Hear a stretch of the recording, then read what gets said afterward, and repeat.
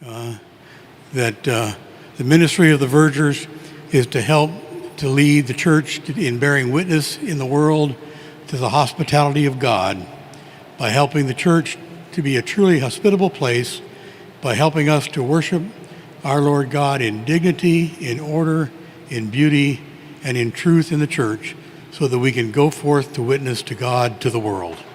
I can't think of a better definition. We've all heard millions of different definitions. As a butler is to his master, we are to the master. All sorts of anecdotes of that nature.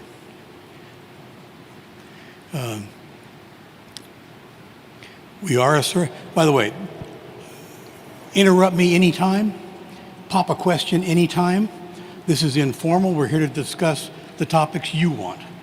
I've got a few things on slides based on the things you all sent me and on what I've done prior in Verger 101.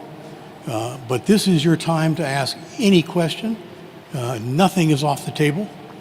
And I'm here just as whatever support I can be for you.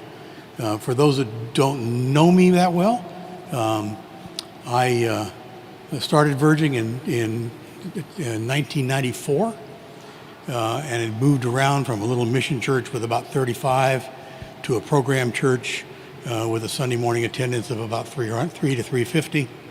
And then I bumped up to the National Cathedral and was the head verger there for about 7 years before I retired with a Sunday morning attendance anywhere from 1,700 to 2,000.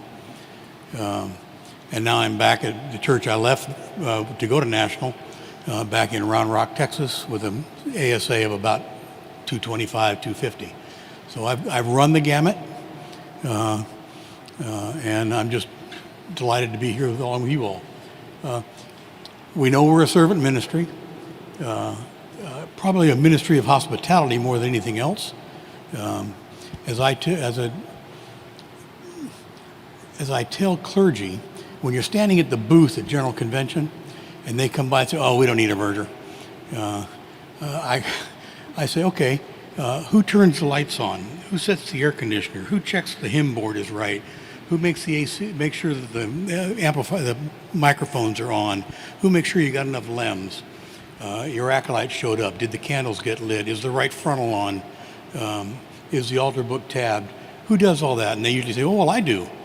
And I say, "Well, how would you be if you had somebody that could do all that for you, that you trusted, so that you could be concerned about the pastoral concerns of your congregation?" And that's how we grow, with that explanation to clergy. We're also the guy that intercepts the homeless guy 3 minutes before the service and wants to talk to the rector. That's us to get him.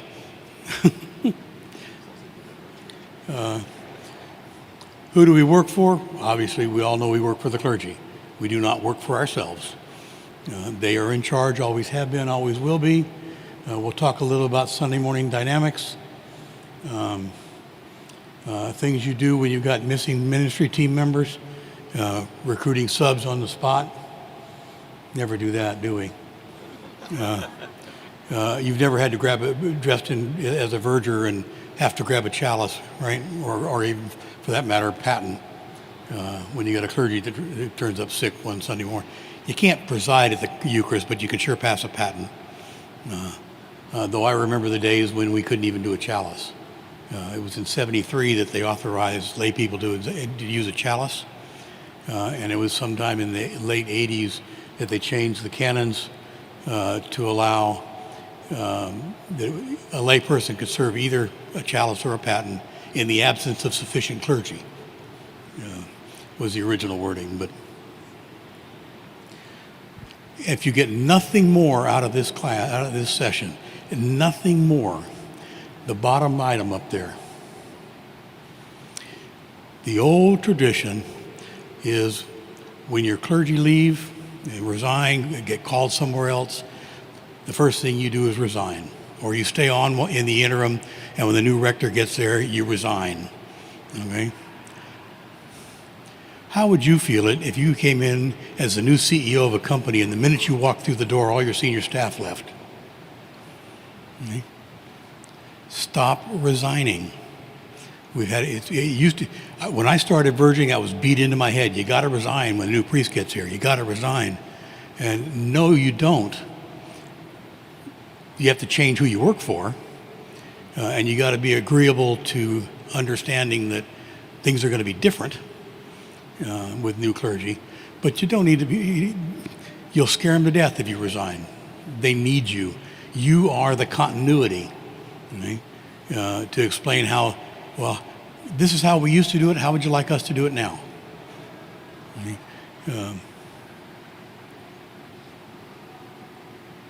Don't tell me my battery's dead. Don't tell me that.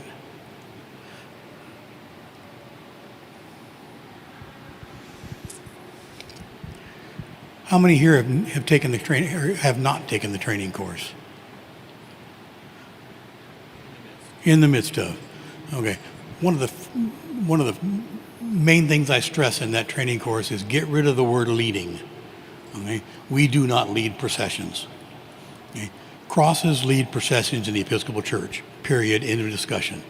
Crosses lead processions. We escort them. Okay? In the 15th, 16th century, is this in the training course? I don't know. In the 15th, 16th century, circuit riding priests used to go from town to town. Is that in my training course? It is? I don't need to repeat it. Knock dog, cats, kids, drunks out of the way. So, yeah, I'll get. A lot of. Did you notice that the head verger here and the head verger at Trinity are not vergers? They're called sacristans. That's a verger by another name. You know, sacristan, MC, matriarch of the parish. All different names for a verger. A verger is a verger if they're doing the work that we do. A lot of you serve as acolyte masters, acolyte trainers, acolyte masters, altar guild, the latest audio techs. No? How many are doing their audio AV work at their church? I got stuck because nobody else would. We didn't even have AV before pandemic hit, and now we're live streaming and after recording for a while. But we're going to get a good session on thurvers later on. Serving on vestries or as wardens. How many of you serve on a vestry? How many serve as a junior or senior warden? Senior. I got that job when in the vacant congregation where the priest just left. I no longer serve on vestries, even though I have been asked. I no longer serve on a vestry. I figure my relationship with the priest is so tight that it's not appropriate for me to be on a vestry. I'm not saying that about you. I don't serve on vestries.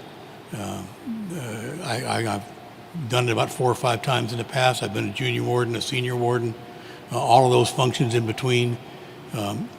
I feel that my relationship with the rector is such that it's inappropriate for me to be on a vestry. That's just me. Okay, I'll leave that up to you all. It's not me feeding back, is it?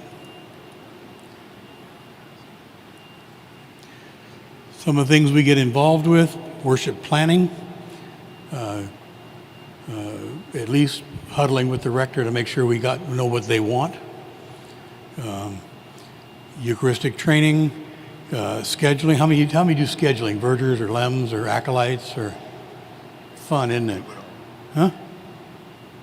Is that me feeding back? Ah, okay. Okay, not me. The old traffic cop.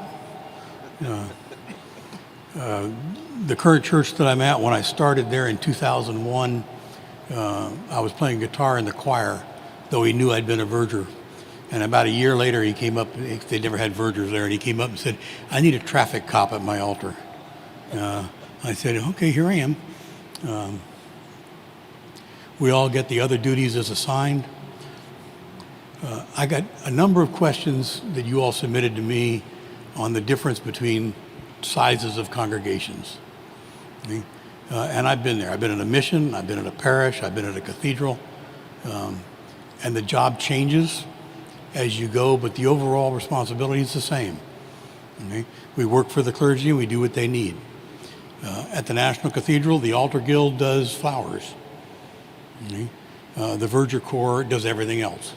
9 altars, they take care of all the hardware.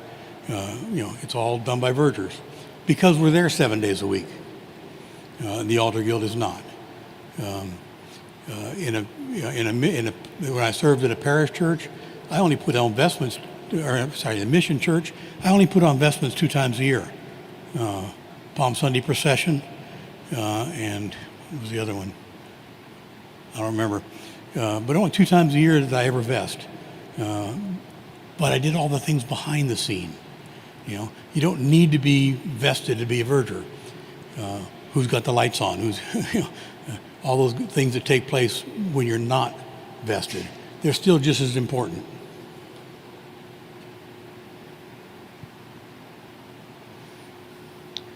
Multiple roles of vergers in a service. Escorting processions, escorting participants, and my number one, standing by for what can go wrong next.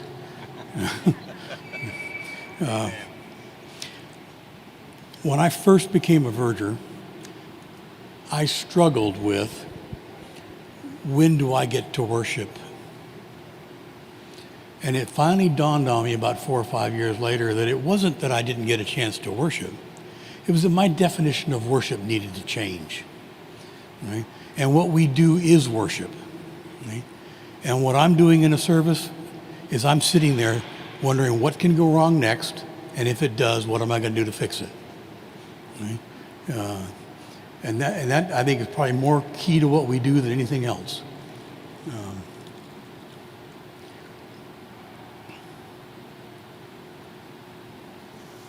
Expanding our ministry. How many serve as the only verger in their congregation? Wow. Number 1, burnout. Okay. I've been there as a sole verger. I now have, in my congregation, I have 4 of us, so we only got to serve once a month, or when needed otherwise.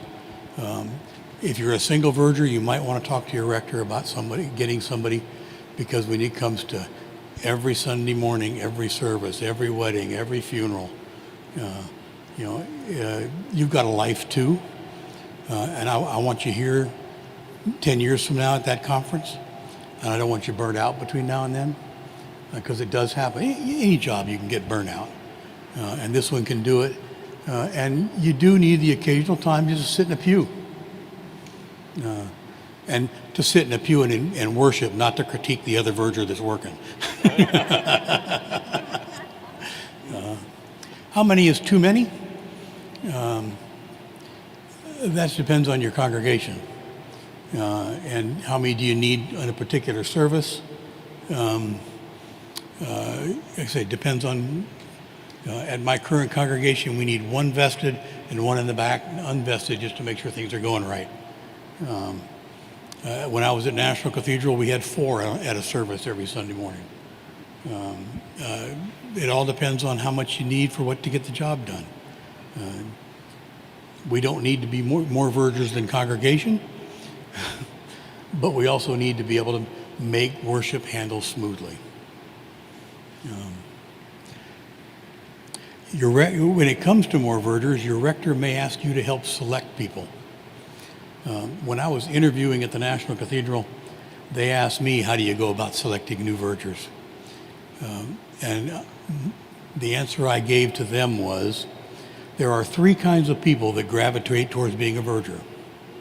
Those that want it for power, those that want it for glory, and those that really understand what a ministry of service is all about. And you got to guard against the first 2 while you look for the 3rd.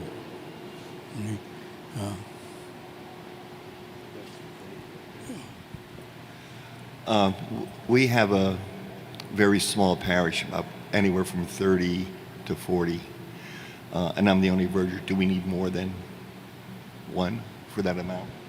Are you on every Sunday morning? in some capacity. Do you but want? not- Do you ever want to go on vacation? Who's covering this weekend? Okay. I caution. Do you need more than just one? No, you don't. Okay. Episcopal worship lasted forever without us completely. You know, where the English Church has had vergers for centuries. I've seen plaques from in a church in Bruges, Belgium, a plaque on the floor was where the verger from the 1500s was buried. So they've been around for a while. At one conference, we had the chairman, the then chairman of the Church of England Guild of Vergers, who gave us a big long talk on history of vergers, and the person that stood by the door with the keys, in essence, the verger goes back to 200 and 300 AD. Okay? So there's a long history. In the Episcopal Church, other than cathedrals, we didn't exist till about 35, 40 years ago. Cathedrals had them, but most parishes didn't. You know, and now we're up well over 2,000 strong that have signed into the guild. How many there are out there, who knows? Every Episcopal church has one, whether they know it or not. So, can worship happen without us? Sure it can. And it has for centuries. Does it handle smoothly, and are the directors easier, have a more enjoyable day for them? To know that the nuts and bolts are taken care of? Yes. Do you need time off? Yes. I would say you probably need one more, just so that you can have a day off. Okay? Either for vacation or just to sit in the pew. But that's you and you know, yeah, I served in a parish for 5 years as the only verger. And it got old, and you do burn out. So I'd warn you, caution you about that. But it's your ministry and your parish. I can't direct it. Okay. Acolyte training. Yuck. It's obviously unique in every parish, and talk to your clergy, because acolytes do different things at different churches. I love this lighting candles. How do your acolytes light candles? Outside in, inside out? Down from heaven? Down from heaven? Opening a book, closing a book? Okay. Centering on the cross, sending out into the world. You know, you can go. You light them from the outside in to center on the cross. You extinguish them from the inside out, sending people out into the world.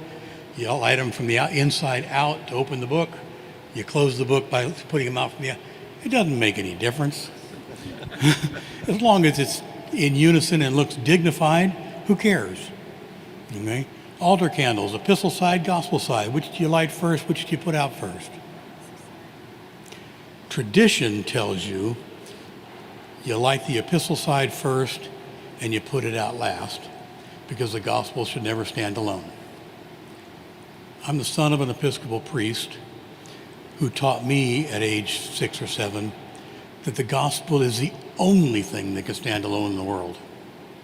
Therefore, in deference to my father, I always light the gospel candle first and put it out last. Okay? Tradition versus theology. You know, you do what your rector wants. Does it matter? Really make a big difference? Not a hill of beans worth of difference. As long as you do it like you know what you're doing, that's what counts. And if you don't know what you're doing, make it look like you know what you're doing. Carrying crosses, torches, banners, flags. There's a new book. I reviewed it, and actually I'm quoted on the back cover somewhere. A new book for acolyte masters called "I Serve at God's Altar: A Mission of Acolytes." It's available on Amazon. It just came out about a year ago. It's an acolyte manual, but not geared for the acolyte. It's an acolyte manual geared towards the acolyte master, to help them be a better acolyte master. It's a great book. It's about $15 or so on Amazon, about yay thick, paperback. It just came out from Church Publishing Company, and I highly recommend it. I reviewed it and I edited, and they didn't get all my edits. They still have 2 processions listed there with the Verger behind the cross instead of in front of the cross.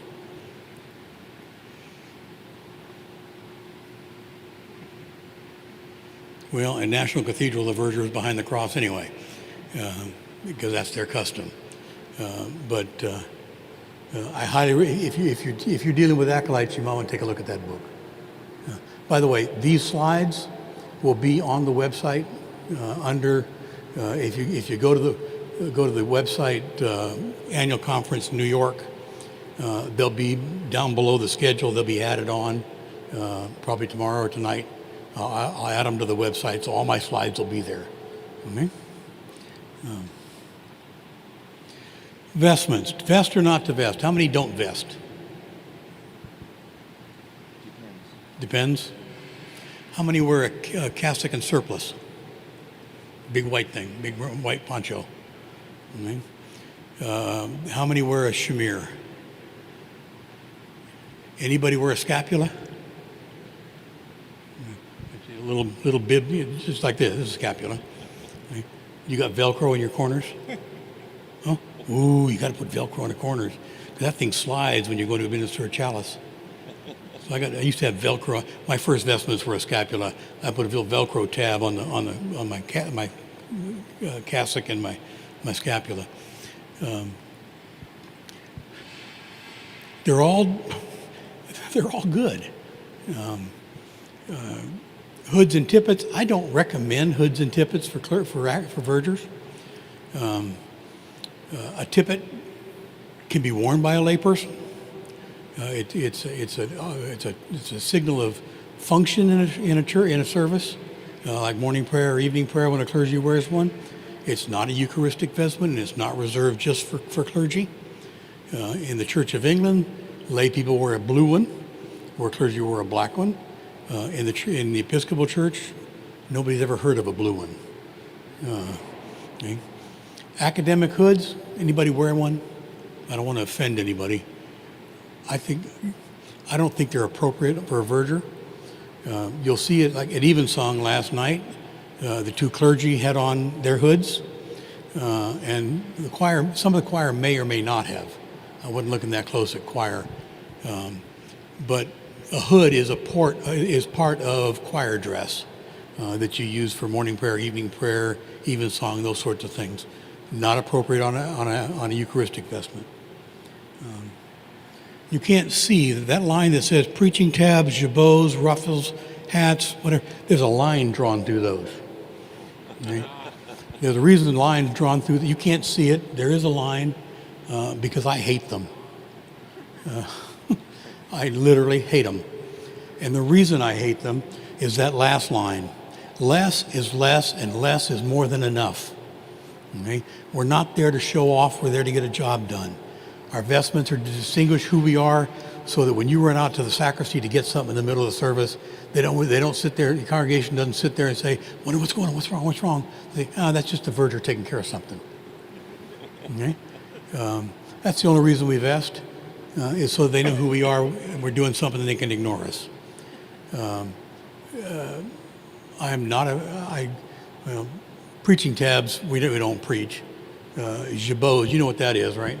Little ascot-looking thing that's roughly. I've got one. It's been sitting in the drawer for 20 years. I got one 25 years ago when I thought it was cool. I don't. Ruffs, that's the things the big collars the choristers usually wear. Less is less, and less is more than enough. Okay. This is the current picture from our website of the shamir that, Mark, that's your shamir. Mark from Almy. They produce and supply our shamir that we sell in the guild shop. Okay. Those some English versions, an appropriate version. Preaching tabs, jabots, ruffs, and bonnets. Okay. Not in favor of any of them. Somebody asked a question about colors. of vestments, Verger vestments. It runs the gamut. Okay? The color, for those that read the training course, the color of your cassock is based on what you and your priest decide to use, with one exception: purple. Purple is reserved for people at a cathedral or on a bishop's staff. Right? Any other color is fine. This is a picture from the procession at the National Cathedral back when the conference was there in 2010. Not that I'm trying to highlight that, but those are the pictures I have. And you'll see anywhere from the guy on the end in a shamir, somebody in a red cassock and a white shamir, and then somebody in cassock and surplice. We run the gamut. Wait till Sunday morning and you see everybody show up. We are vesting for procession on Sunday morning. No hats, no bonnets, no verges. Okay? Anything else you want to wear? If you're going to wear ruffs or jabots, just don't let me see you. Oh, I wish we had a bigger screen. That was a picture of the conference, final conference photo taken at the high altar at National Cathedral. I'll flip back to that later if you want to get up close and see the full gamut of vestment colors. So vestment color depends on you and your priest. Whatever is appropriate for your congregation. I wear a black one now. I used to wear a purple one. I wear a black one now. I know a lot of people match their cassock to the color of the carpet. Who knows? Whatever's comfortable for you and you and your priest agree on. Okay?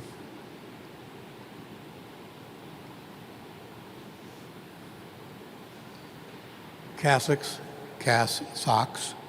Okay? And you can't read the print, but the priest there is saying, "I ordered too many cassocks, now I have a surplus."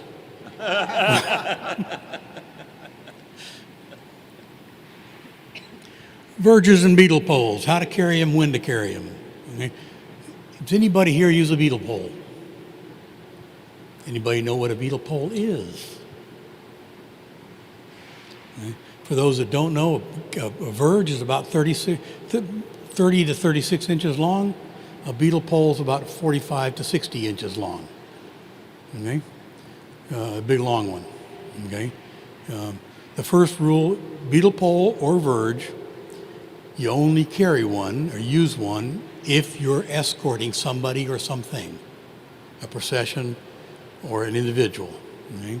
It's why we don't carry vergers on Sunday morning here for the service, because we're being escorted. We are not doing the escorting. Okay? The verge is the old divining rod to separate the crowd, and if you're not escorting somewhere, you don't need to separate the crowd. Okay? How you carry a verge versus a beetle pole? Well, first easy one is a beetle pole.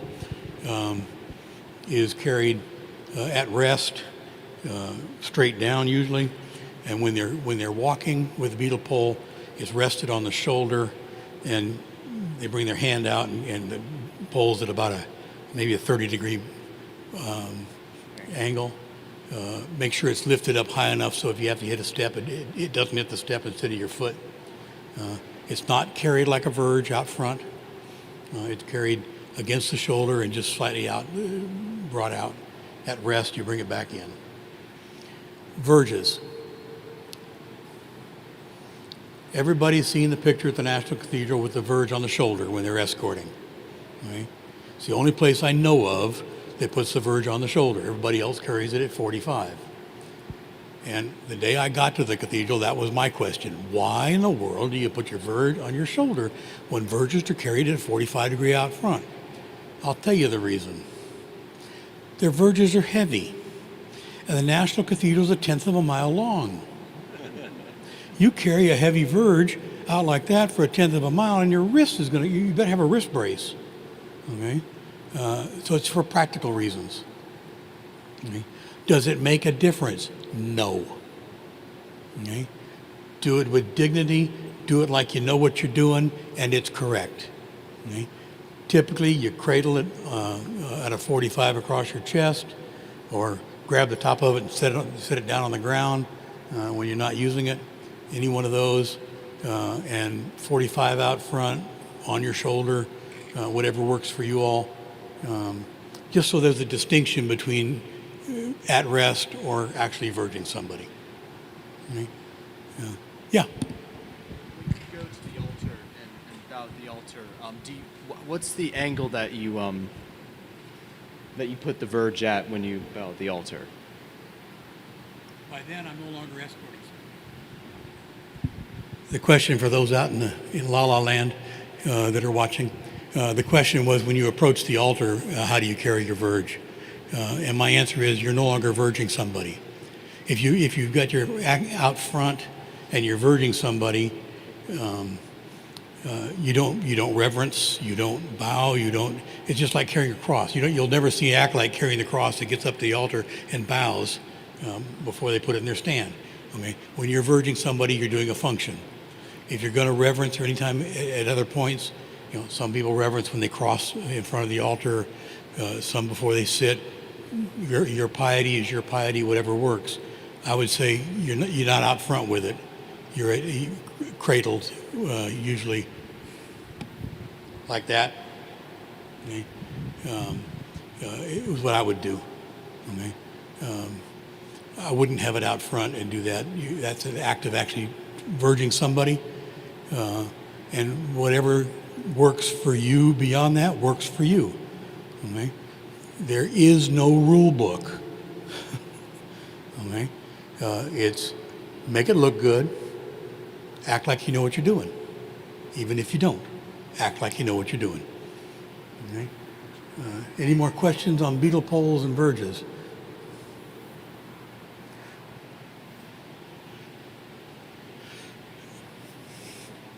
We sell this one and this one in the guild shop. This is the standard basic verge. This is the fellows verge. Okay? If you order one of these, the guild shop's going to look up in our database to see if you've passed the course or not, finished the course. Otherwise, they won't ship it to you. Mark, isn't this one of yours?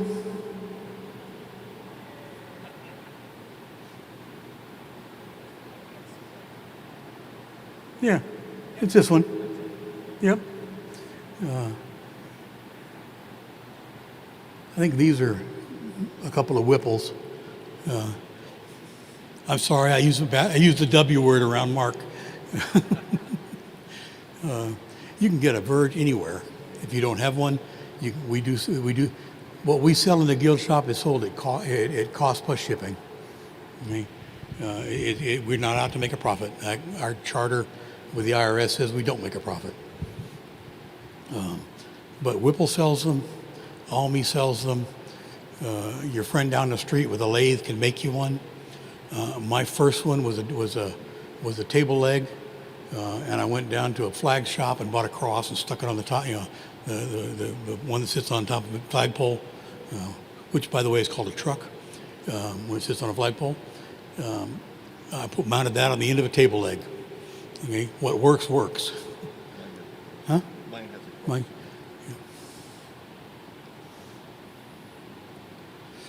A lot of questions from you all this week about processions. Processions are done not by rank, they're done by liturgical function of the day. Okay? Liturgical function of the day. The presider of the service is always the last. Okay? Even if there's a bishop there, they're the last. The presider is. Now, normally when it's your diocesan bishop coming to your congregation, he is the presider. He or she is the presider. Okay? And I will say that in a diocesan bishop in their own diocese will always go last. Okay? The presiding bishop, if they're serving as the presider, will go last. But if the presiding bishop at the National Cathedral, the presiding bishop was the preacher, and the dean was presiding. The dean was last. The presiding bishop was in the preacher's slot. Okay, so it's typically verger, cross and torch, choir, Eucharistic ministers, and if you're big enough to have both clergy and lay, then it's lay before clergy, gospel book, preacher, presider. That's the basic verging procession. Okay? That's a procession at the National Cathedral's 10:30 service. Okay? Cross and torch, choir, 16 limbs. 16, 1, 2, 3, 4, 5, 6, 14 limbs, chalice and patens. And then they do the readers next. Then they don't process the gospel book. Yes, they do. Gospel book, another set of cross and torches, and then the presider, the gospeler, the assistant, and then it's a mess. Okay. You want to see a real mess, though? You ever been to a consecration of a bishop? Have you seen the customary that comes out from the PB's office? Procession number 1, forget the names because I just grabbed one from a consecration missal. Procession 1, thurifer, celebration streamer, banners, civic leaders, executive council, blah, blah, blah, blah, blah, blah, blah, blah, blah. Procession 2, cross and torch, vergers, celebration banners, MCs, blah, blah, blah, blah, blah, blah. Procession 3, procession 4. Finally get to the presiding bishop at the end of procession 4. Okay? I took 12, when I did 3 consecrations of bishops at the National Cathedral while I was there. I used all 12 of my vergers to make it happen, and we still could have used more. As a matter of fact, any of you all cathedral? I used to make it a habit, if it was a service that involved the cathedral, I used my cathedral vergers. If it was a diocesan service, I put the call out to diocesan vergers to come help us. Okay? That was my thing. I figured it's their service. I called for diocesan vergers to come lead the processions, and my vergers to be there to make sure nothing goes wrong. But if you ever get one of these, if they ask you to volunteer to be on a consecration, back away.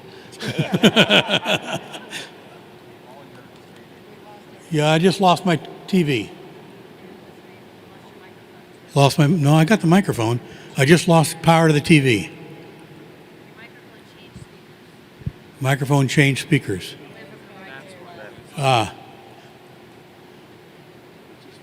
We went to one speaker and lost power on this one. Did we trip a breaker? Or just trip on something? 1, 2, 3, 1, 2, 3. 1, 2, 3. We lose something?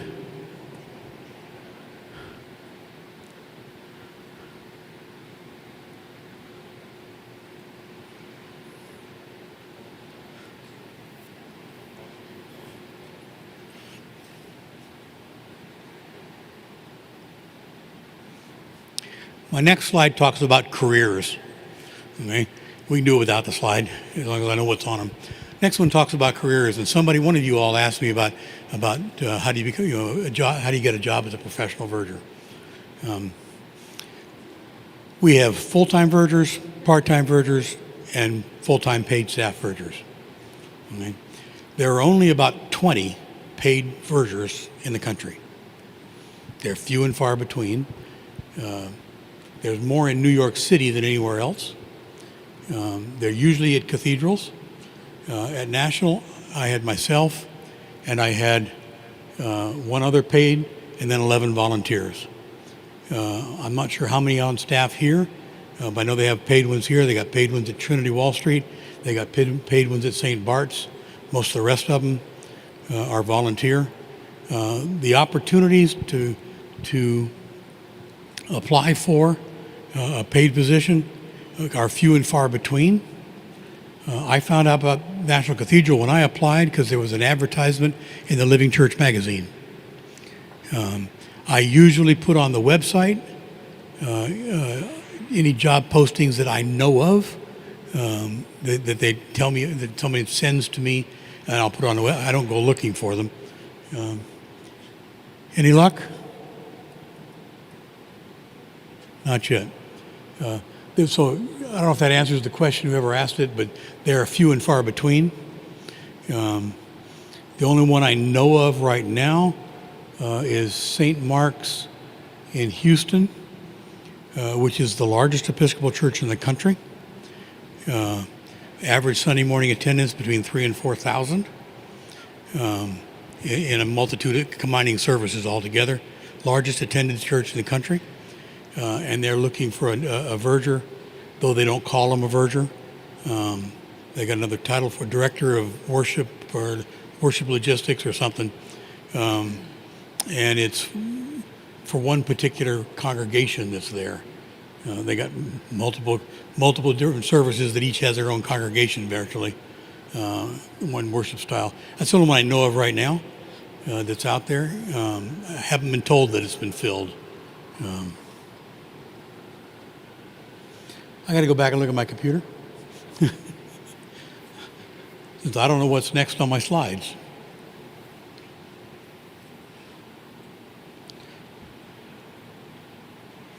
Next would be to talk about the training course, but you all have taken it, all except for not yet. There is absolutely no requirement to take the training course to be a verger. No requirement whatsoever. Pardon? Unless your priest tells you to. You are a verger when your rector says you're a verger. Period. End of discussion. Okay? The training course will make you a better verger. It will cover things that you didn't even think about. Okay? Things that I didn't know when I went to National. When I retired from National, the then president of the guild asked me to take a look at our old training course and possibly do some amendments to it, and I rewrote it. I kept about 10 or 15% of the old course. It was originally written by Mark Emery Graham in Atlanta. I took that course and I totally rewrote it based on what I learned at National Cathedral. Okay? Not trying to toot my horn, believe me. All I'm saying is that it will tell you things that you never thought about. And the primary emphasis of the course is there is this way to do it, there is this way to do it, there's this way. I got my speaker back, didn't I? No. These three or four different ways to do it. Now go talk to your rector and figure out which one works for you. Okay? There is absolutely no right way to do anything in the Episcopal Church. Okay? There are a number of accepted ways to do just about anything, and it's all up to your rector's discretion. Mm-hmm. Training course will teach you, I'm trying to remember what's on my slides, it'll teach you about all the books we use. Don't go out and buy the books, guys. Your rector has them if you want to read them. I own one of my slides that'll get to the end, maybe. They run a new extension cord. I'll give a list of books that I own, that I use. There's 4 that I recommend. 2 of them by Lionel Mitchell. One on Holy Week and the 50 Days of Lent. One on customs of church offices. I don't remember the titles exactly. Priest handbook's fun to have. Go borrow one. I'm coming back. Oh, there we go. Training course. Yeah. It does run $65. It used to be $215. Okay. Anybody here purchased it back when it was $215? It used to be $215, and when you graduated, we sent you a Fellows Verge. You got one by purchasing the course. Okay. In 2014, I stepped in as a training manager, and I said, we got to stop this because the price tag is preventing people from taking the course. Okay. Let's drop the price to make it more affordable where people can afford it. And if they want a Verge, they can buy one. Okay? you'll find out when we talk about finances at the business meeting that we have a savings account with $30,000 in it set aside to purchase Verges for people if they ever finish the course that bought them when they were 215. We've escrowed the money because we can't afford not to come up having to buy a Verge. And I buy 1 or 2 a year for people that bought the course before we dropped the price. But I instigated dropping the price so that it's affordable. Okay? And we cover the altar book, gospel books, book of occasional services, priest handbooks, constitutions and canons. I ask you all sorts of weird questions about the prayer book that make you dig into it, like the 4 places it talks about the Paschal candle. Just an interesting comment is that we just did this, the 3 of us. Uh-huh. Just did, as you know, a few months back and early in the year, and it was so much fun to sit with our minister, our rector, and to ask him stuff that was Yeah. here, and he goes, Yeah, I know. I gotta look that one up. That's fun. Back when I took over this job as a training advisor, the mentor was on the guild. And we said, no. We're going to make the mentor for the course your rector, because you need to work with your rector and get an association with them. Okay? Yeah. Uh-huh.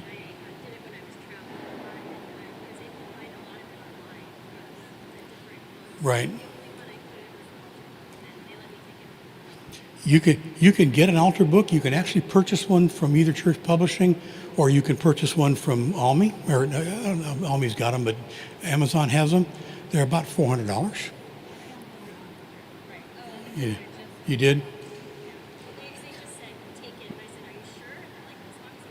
Yeah, as long as you bring it back. Right. But you don't need to buy them. Okay? I keep one on because you all ask me questions when I'm in the middle of nowhere, in my camper somewhere, so I've got to have a copy I can reference to, unless I just want to make up an answer, which I do 90% of the time anyway.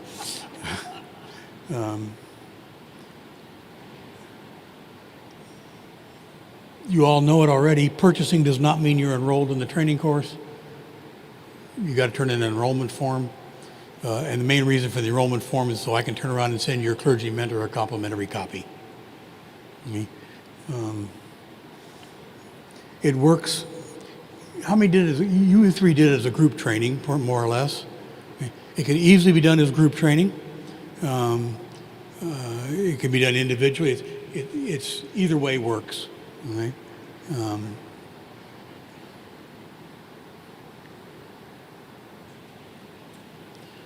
The books that have helped me the most: the Priest Handbook, Book of Occasional Services, Pastoral Occasions for Liturgy for Lionel Mitchell, and Lent, Holy Week, Easter, and the Great 50 Days by Lionel Mitchell.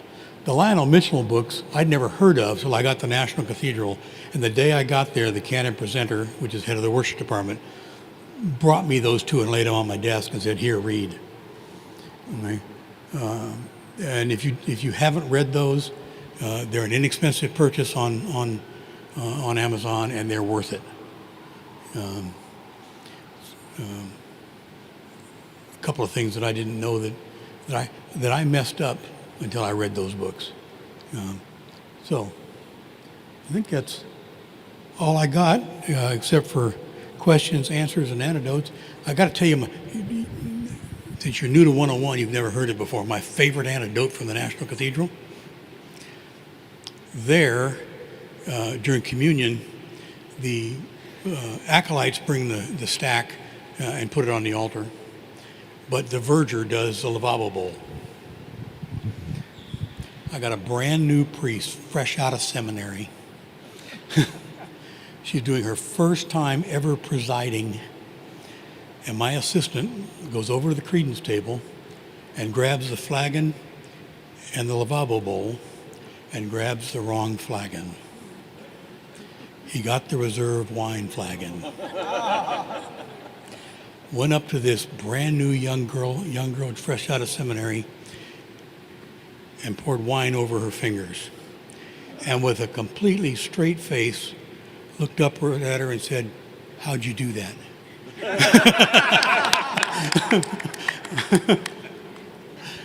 my favorite all-time story. Stanley Utterback was my assistant at the time that did that one. I never would have thought to say it, but just straight with a straight face, how'd you do that? But the floor is yours. Any questions?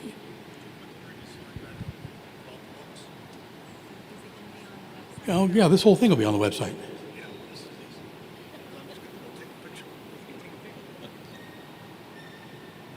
That one? Yep. Then I can just go like this, and I don't have to write it down. It's probably in the bibliography in the back of the training course also. If you happen to have training course revision, no revision or revision A, the only difference in the two revisions is one paragraph. We used to allow senior vergers to function as mentors, and after we had a discussion at the board level, we changed that to clergy because we wanted to strengthen the relationship between vergers and their clergy. So if you send me one, or if somebody sends me one, and they've scratched it out and put a senior verger in there, my typical response back to them is, I know that that person is going to be your on-the-job trainer, and you got a wealth of knowledge you're going to learn from them, but we need your mentor to be clergy. I'm not sure if it was at the slide before this, which you had a list of the books that were important, the altar book and all those. Did you? No, it was there. Did you have the? No. Yeah. For me, what's important, it should be also the lectionary, because if you're doing scheduling, you need to know what week you're in and what year you're in. Yeah. And which proper goes with which Sunday in Pentecost. Right. And I'm probably the only guy that does this. In Pentecost, they're all numbered. What are we now? We're 15 this week. When I set the books, you got 3 proper prefaces for during the Pentecost season. Father, Son, and Holy Spirit. Okay. And clergy will always defer to the top one. I put little post-it note arrows, and I go 1, 2, 3, 4, 5, 6, 7, 8, 9, 10, 11, 12, 13, 14, 15. This Sunday you're using Spirit. Okay? To make sure that they rotate. That's me. That's what I have. I've told my clergy that I'm doing that, and that's a great idea. Yeah.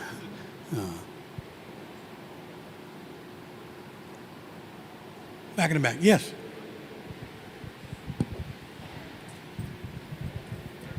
I think I could make myself. Yeah, but I got an audience out in La La Land. I'm in a very small church. We have an average Sunday attendance of anywhere from 25 to 50. Been there? So I've been acolyte master for 15 years. I became a verger 2 years ago. I've been a senior warden twice, a junior warden twice. I'm currently on vestry again and probably in line again because we can't seem to find enough volunteers to even serve on vestry. We've reduced the size of our vestry down from 9 to 6. We had to go through all kinds of hoops to do that in New York State because of the religious corporation laws.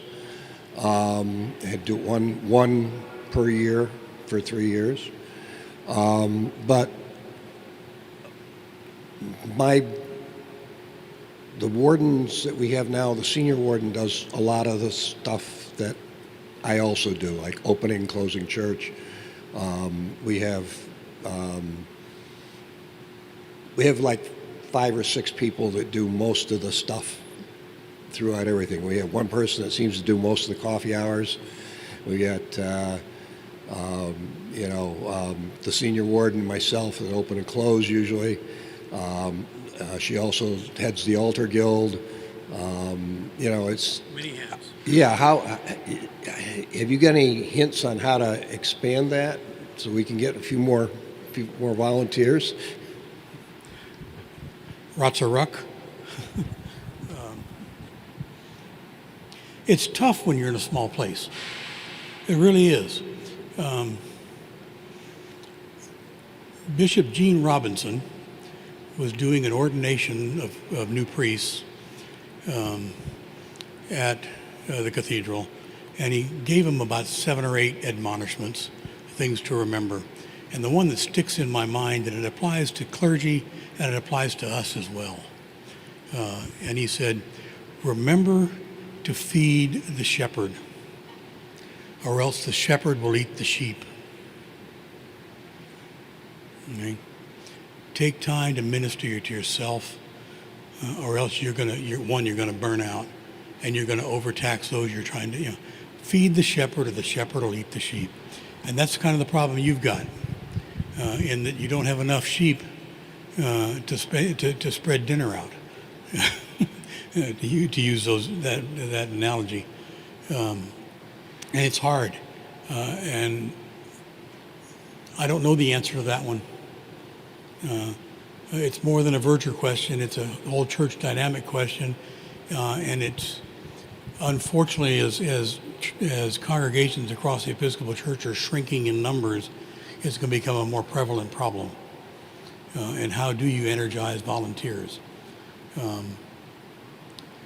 As the Verger, I will tell you the way to keep volunteers is to support their ministry. Okay? Allow people to do their ministry. If I get there on a Sunday morning and the altar frontal is white because there was a wedding yesterday and it's supposed to be green today, do I go change the altar frontal? I know exactly where it is. I've changed more frontals than just about anybody in the world because I had 9 altars at the National Cathedral. Can I do it? Do I know where it is? Yes, I can. Am I going to do it? Absolutely not. I'm going to go find the altar guild of the day and offer to support them in their ministry. People have a ministry, and allow them to do it. Our job's to make sure things got done, not to do them. Okay? And that's probably one of the biggest keys, because if you can recruit the people and allow them to do their ministry. I had a 2x4 over my head before I learned that one. And it's probably one of the most critical things to our job, is allowing ministry to happen, and doing whatever we can to support it.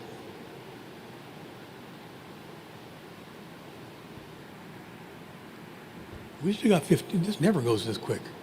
Yeah. We're kind of in the same situation as the gentleman back there was. We're a small parish, as I mentioned before, and we do it all. We're the altar guild, the 2 of us here. We're the acolytes. We're the greeters. You need to run a ministry fair. You need to run a ministry fair and try to recruit. Okay? Put together a slide presentation or a video or something that explains the jobs we do around here and how you can be helpful. You'd be surprised how many people in your congregation would love to be doing things if somebody would ask them. Right? How long was it before someone asked you to be a verger?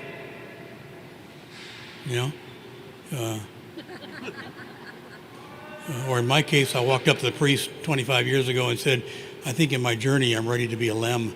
And he said, no, you're going to be a verger. I said, a what?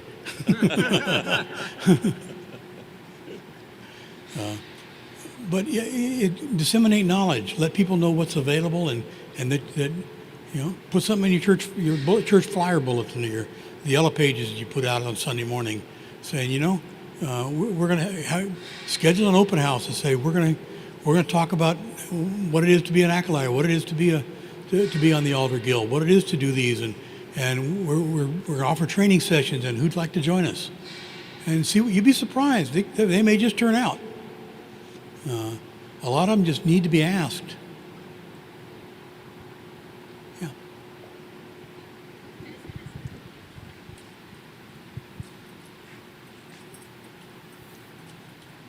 I was going to say along those lines, we just had our ministry fair last weekend, and our sacristan interviewed a bunch of us and sent out little videos in the we have a weekly email, and just saying why we like to do what we did, how we got into it, and I think it hopefully made it more approachable to people to see that it isn't just the people who are doing the same things all the time, that it's various people from the congregation. Great idea. Great idea. If your church puts out a weekly e-blast, record something and put it in it. That would come from Michael, wouldn't it?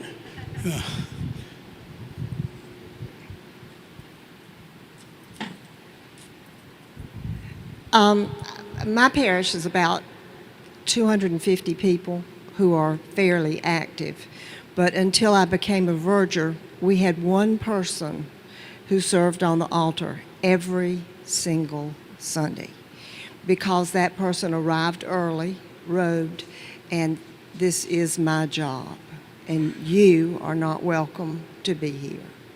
So when I became the verger, my rector said, guess what? Now you're in charge. And I thought, this is not what I had in mind. But because of your course, which said that people who serve on the altar should represent the parish, I sat down, I did my demographics, and I went around. I made the announcement on Sunday, would anybody who would like to. Well, that gets you absolutely nowhere most of the time. So I went to specific people and I said, would you help me on the altar? Without exception, every single one of them said yes. And I try to get there early every Sunday, and I try to say, do you have any questions for me? Is there anything you want me to go over with you? And after the service, even if they have read poorly, made 47,000 mistakes, I say, thank you for your service, which is the most important thing to me, your willingness to serve. If you have any questions, please let me know. And they know what they've done wrong, so they will say, how do I fix this? How do I fix that? And I make it a point to thank them. And I find that works for our church. And most of those people who are serving now wanted to be serving, but they saw that one person who stood between them and the service. So you might just stick it out there and try. I'm basically an introvert, and that was not easy for me to do, but it can be done. And thanks to your course, I learned lots. That's true. People want to be asked. They want to be thanked as well. And when they make mistakes, they're going to come to you and say, "Ooh, I did this. What?" And I quote Scott Smith, our former president, the guy from Trinity Wall Street. I quote him a lot, and I said, "Yep." And God got worshipped and nobody died. God got worshipped and nobody died. Okay? You find somebody that doesn't make a mistake, and I'll get the nails because he's going on a cross. Right, so I'm gonna look at his hands for nail holes because we all make mistakes. Just except for the Lem that was early morning service, middle of Lent, and the Lem extinguished the Paschal candle. And as they came back down the aisle and they got to where I was, I said, "You just killed Jesus."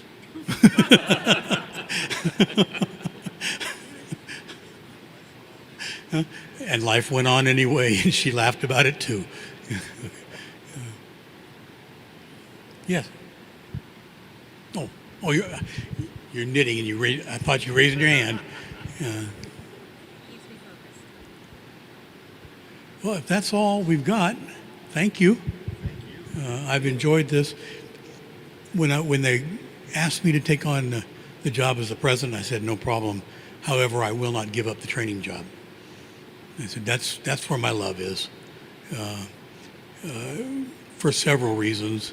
One, I love it, but also because I am determined to keep the guild focused in the direction that it needs to go. Less is less and less is more than enough. We're servants. We work for our clergy. And I'm determined to keep that perspective and keep it alive, because otherwise we don't need to be here. Church can go on just fine without us. Right? I do have a question. When you're escorting a reader, can you explain how you do that? 'Cause we don't do that, but I would like to do it for special. Okay. Question was, how do you escort a reader? And I'll agree with you that about the difference between a special service and a regular Sunday morning. Our policy at the National Cathedral is we only escorted guests. We did not escort our own people because they know where they're going, and I'm not there to be. I'm there to make sure a job happens, not to be seen. So we didn't escort unless they were a guest. We escorted guest readers, guest tribute givers at a funeral, guest clergy when they're preaching. They tell me that they did that because one bishop ended up walking down the East Transit aisle because they missed the steps to the pulpit the size of that one. So you're right. If it's your own people, you're probably good not verging them. Okay. Well, and the reason that I think you should be at a funeral is if people are not familiar with our liturgy, it gives them the freedom to participate and worship, not sit there saying, when do I go? When do I go? Do I go now? Wait, what do I do?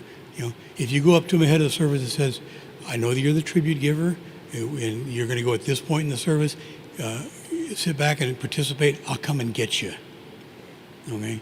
And then go get them and lead them as far as you think you need to. You don't have to go all the way up to the lectern or wherever the microphone is. Lead them as far as you need to get them there, and then escort them back. Okay?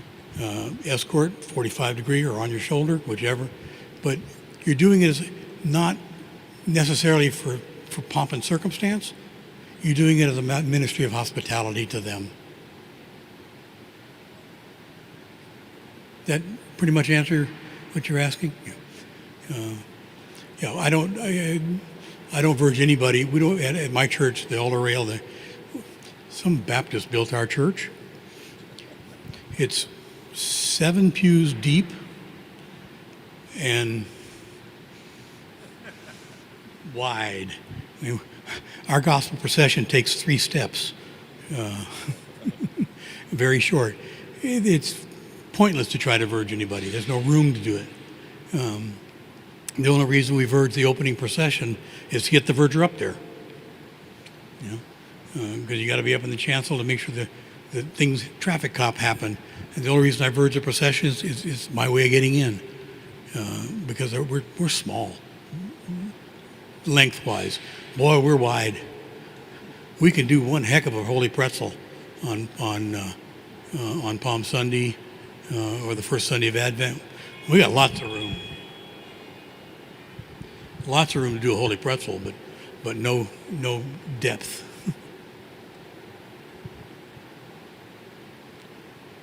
Well, if that's about it, we actually got 6 minutes left over, so you can catch the leftover coffee and donuts before anybody else gets here. Thank you very much. And again, this will be on www.vergers.org, annual conference, New York, and it'll be on the bottom probably tonight.